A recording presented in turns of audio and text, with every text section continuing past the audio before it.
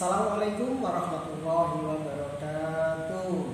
Selamat pagi anak-anak. Bertemu lagi dengan Bagas. Mudah-mudahan kondisi kita tetap sehat, selalu semangat ya. Sebelum kita lanjutkan pembelajaran kita berdoa dulu sebentar. Mudah-mudahan belajar kita hari ini dikasih kemudahan, kasih pelajaran ya. Al-Fatihah.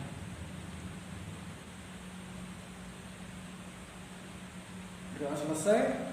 Baiklah anak-anak, seperti biasa ya, di awal semester kita akan belajar tentang ayat-ayat Al-Quran atau surat-surat yang ada di dalam Al-Quran.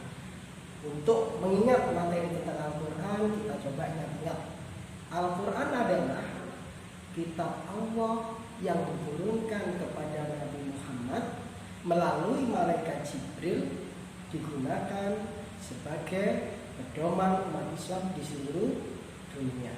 Sekali lagi, Al-Quran adalah kitab Allah yang diturunkan kepada Nabi Muhammad melalui malaikat Jibril yang berguna, yang berfungsi sebagai pedoman untuk umat Islam di seluruh dunia. Makanya wajib buat kita untuk belajar tentang Al-Quran.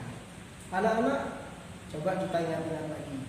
Al-Quran diturunkan tidak begitu saja diturunkan berupa kitab, tetapi diturunkan secara bertahap, tidak langsung diturunkan ya. Masa turunnya Al-Quran kurang lebih 22 tahun 2 bulan 22 hari. Pertama kali Al-Quran diturunkan itu disebut periode Mekah, namanya surat Makkiyah.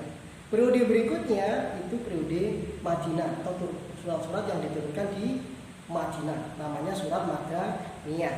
Jadi tidak langsung bersamaan ya. Ayat yang pertama kali diturunkan adalah surat Al-Alaq ayat 1 sampai 5 bertempat di Gua Hiro. Ya, itu Nabi Muhammad berusia 40 tahun pertama kali diangkat menjadi Rasul. Sedangkan surat yang terakhir kali diturunkan itu terjadi pada peristiwa Haji Wada atau haji perpisahan yang dilakukan oleh Nabi Muhammad bertempat di Padang Arafah. Nabi menerima ayat terakhir yaitu surat Al-Maidah ayat 3 yang berbunyi Al-yauma akmaltu lakum dinakum wa aslamtu alaikum wa raditu lakumul Islam madinah. Nah, itu anak-anak. Jadi kalau ingat-ingat, Al-Quran diturunkan tidak langsung tetapi secara bertahap. Nah, untuk mengingat itu, mempelajari Al-Quran itu yang pertama harus ingat, pertama kali diturunkan Al-Quran diturunkan 17 Ramadan, bertepatan dengan 17 Ramadan disebut malam nuzulul Quran, malam turunnya Al-Quran. Sedangkan sebab-sebab turunnya Al-Quran itu biasa disebut asbabun nuzul. Jadi sebab-sebab diturunkan Al-Quran namanya asbabun nuzul. Dan yang nggak boleh dilupakan anak-anak, Al-Quran terdiri dari 30 juz. 30 juz terdiri dari 114 surat, 114 surat, dan terdiri dari 6.236 ayat, 6.236 ayat. Itu hal-hal yang berhubungan dengan Al-Quran tidak boleh lupa, harus terus diingat ya. Sebagai orang Islam kita harus benar-benar paham tentang Al-Quran. Tapi pada pembelajaran kita kali ini di kelas 5 kita akan fokus belajar pada surat Al-Ma'un. Kalian kemarin sudah membacanya, sudah menghafalkannya. Sekarang kita coba baca bareng-bareng ya. Bismillahirrahmanirrahim. Ara'aital ladzi yukadzibu bid-din, fadzalikal ladzi yad'ul yatim wa la yahuddu 'ala ta'amil miskin, fawailul lil musallin alladzina hum an salatihim sahun alladzina hum yura'un wa yamna'unal ma'un. Shadaqallahul adzim. Itu sekilas tentang bacaan surat Al-Ma'un. Setelah kita baca, kita hafalin biar tidak lupa. Kalau bisa di salah satu sholat wajib, sholat fardu ini tolong dibaca biar kebaca terus, pahalanya dapat terus. Ingat, kita nggak lupa ya. Kita coba sekilas bahas artinya ya. terjemahannya. Dihafal kan? Nah, cuma ngikutin aja. Ya. Dan yang pertama, aro'aita. Tahukah itu? Tahukah kamu? Alladzi, orang-orang juga biu yang mendustakan bid-din terhadap agama. Jadi kalian ditanya, tahukah kalian orang-orang yang mendustakan agama? Muhammad ditanya sama Allah, tahukah kamu Muhammad siapa orang-orang yang mendustakan agama? Artinya mendustakan agama ini apa? Sama dengan bohong, melakukan kegiatan keagamaan tapi dianggap bohong. Jangan sampai kita termasuk golongan ini. Siapa aja orang-orang itu? Dari ayat yang kedua kita lihat. Fazalikal ladzi yad'ul yatim. Golongan pertama orang yang termasuk pendusta agama adalah fazalikal ladzi, yaitu orang-orang yad'ul yatim, yang menghardik anak yatim. Menghardik itu menghina, mengolok-olok, memarahi, ya, membuli bahasa kalian. Hati-hati, itu termasuk pendusta agama. Jangan sampai kita termasuk pendusta agama. Yang kedua, wala yahuddu ala ta'amil miskin, dan orang-orang la yahuddu, yang tidak menganjurkan dan tidak memberikan ala ta'amil miskin, makan terhadap orang-orang miskin. Kita mungkin bisa makan, ya kan? Tapi hati-hati, barangkali ada di sekitar kita, tetangga kita, teman kita yang tidak makan gara-gara kemiskinannya. Ketika kita tahu itu tapi kita diam saja, tidak peduli, kita termasuk pendusta agama. Yang ketiga, ini gabungan dari ayat keempat dan kelima.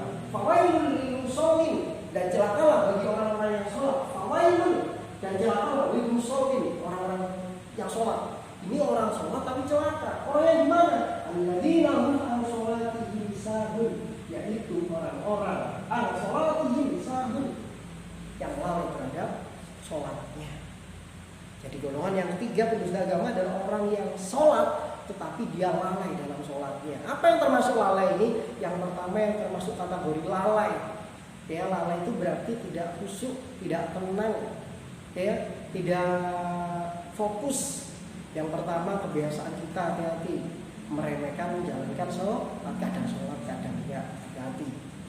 Atau kita sering menunda-nunda ketika mau sholat, nanti aja, hati-hati. Ini termasuk lalai juga. Atau ketika sholat sudah sholat Allahu Akbar, baca surat, baca doa dalam sholat, tapi enggak fokus pikirannya kemana-mana, ya, tidak khusyuk. Ya, jadi sekali lagi belajar biar sholat kita jadi sholat yang bagus, bukan sholat yang lalai. Tidak meremehkan sholat yang tepat waktu, kalau bisa di awal waktu. Dan ketika sholat benar-benar niat menghadap Allah, bercakap-cakap dengan Allah, berbicara dengan Allah, biar kita tidak dicap pendusta agama. Yaitu yang ketiga. Selanjutnya, alladzina hum yura'un, dan juga orang-orang yang berbuat riya. Riya itu apa? Riya itu adanya perasaan sombong, ada perasaan ingin dilihat ketika melakukan perbuatan yang baik. Hati-hati, kita tidak bisa mudah menganggap orang lain riya, tidak bisa. Karena apa? Ini adalah hati. Riya itu adanya di hati. Walaupun ada orang sukanya infak, sukanya sodako, ya kan? Atau habis sodako diupload, habis membantu orang lain diupload, lagi sholat diupload, ngaji diupload, ya, bukan itu yang dimaksud. Karena apa? Ini riya ini hubungannya dengan hati. Kita nggak tahu orang ini riya apa tidak, ya. Jadi sekali lagi, riya ini adalah kembali ke kita masing-masing. Artinya apa? Ketika kita di hati kita melakukan kebaikan, melakukan ibadah, tapi ada perasaan ingin dilihat, ingin dipuji orang lain, maka ini termasuk riya. Makanya kita nggak usah peduli sama orang lain riya apa enggak. Kita belajar pada diri kita sendiri. Jangan sampai ibadah kita, jangan sampai kebaikan kita muncul riyanya, muncul rasa pamernya, muncul rasa sombongnya. Itu ya. Orang lain udah biarin aja. Karena riya kita nggak pernah tahu, ini adalah hati, ada di hati. Yang terakhir adalah yang yamna'unal ma'un. Orang yang termasuk pendusta agama adalah yang yamna'unal ma'un, yaitu orang-orang yang enggan memberikan barang yang berguna. Membantu sih, memberi sih, tapi yang diberikan itu barangnya kurang berguna. Contoh, ada orang belum makan, tahu orang itu belum makan, tapi yang kita kasih adalah pakaian. Masa pakaiannya mau dimakan? Nah, itu jadi kurang pas. Hanya ketika kita ingin memberi kepada orang lain harus disesuaikan. Artinya orang ini perlu nggak barang ini? Ya, orang lagi butuh pelampung malah dikasih pakaian. Ada orang kalau ada anak yang tenggelam malah dilempari dengan wah ini tak kasih uang aja buat apa?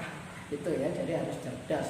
Ya, jangan sampai kita termasuk penista agama. Menolong harus disesuaikan dengan kebutuhan. Ya, itu sekilas tentang arti dari surat Al-Maun. Nah, sekarang kita kenalan dengan surat Al-Maun. Ya, ini belum ditulis. Surat Al-Maun ini adalah surat ke-107. Jadi kalau diurut dari surat yang pertama Al-Fatihah, Al-Baqarah, Al-Imran, An-Nisa, Al-Maidah, ini ada di urutan ke-107. Ya, terdiri dari 7 ayat. Ini ada 7 ayat. 7 ayat. Nama Al-Maun artinya adalah barang yang berguna. Diambil dari ayat terakhir termasuk surat Makkiyah. Jadi Al-Maun ini artinya barang yang berguna atau barang-barang yang berguna. Diambil dari ayat terakhir. Wayang kamu diambil surat Al-Maun ayat yang terakhir. Termasuk surat Makkiyah. Artinya diturunkan pada saat Nabi masih ada di Makkah. Ya, selanjutnya isi dan kandungan surat Al-Maun ini sendiri adalah surat ini menjelaskan golongan orang-orang yang mendustakan agama. Ya, seperti yang kita bahas tadi sesuai dengan artinya, mereka yaitu yang pertama orang-orang yang menghargai Allah itu mencintai dunia kebaikan. Ya, udah nggak bantu dunia kebaikan. Ya, yang kedua, orang-orang yang tidak memberi makan orang miskin. Ya, ya, tidak mau membantu orang miskin, tidak mau memberi makan. Yang ketiga, orang yang lalai dalam sholat. Ya, mudah-mudahan kita termasuk orang-orang yang tidak lalai dalam sholat, ya, sholatnya rajin tepat waktu dan terus ditingkatkan biar bisa sholat dengan khusyuk.